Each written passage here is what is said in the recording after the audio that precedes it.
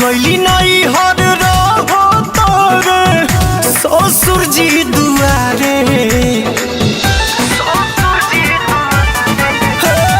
सास गईली नहीं हर रहो तोरे ससुर जी दुआरे देखे लो जब सुघर लईकी लगे सीटी मारे शादी शुदा होके खोजे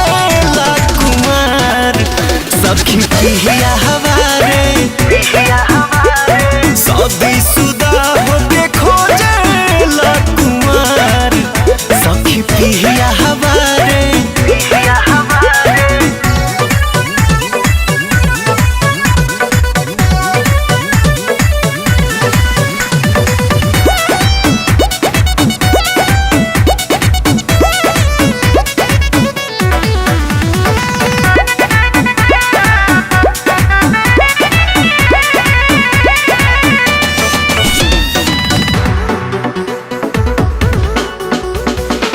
तनो गरियाई कोनो असर नहीं बावे हम के तनो गरियाई कोनो असर नहीं बावे सिम रखले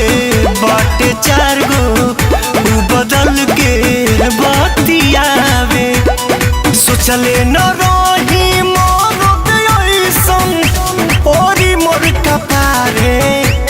शादी शुदा होके खोजे ला कुमार सखी पिया हमारे शादी शुदा होके खोजे ला कुमार सखी पिया हमारे